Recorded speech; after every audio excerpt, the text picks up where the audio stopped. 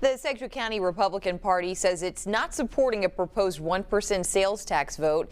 Voting on a resolution tonight to go against and vote no on the proposed sales tax. Thomas Lynch at that meeting. And Thomas, how did everything go tonight? Yeah, Rachel, the Sedgwick County Republican Party voted unanimously for the amended resolution that states the party is against the sales tax proposal. The main takeaway is that they stand for fiscal conservatism, which means low taxes and low spending.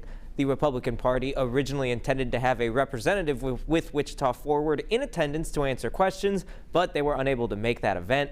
Chairman John Whitmer explained, while the sales tax proposal might have good ideas in it, more taxation is not the answer.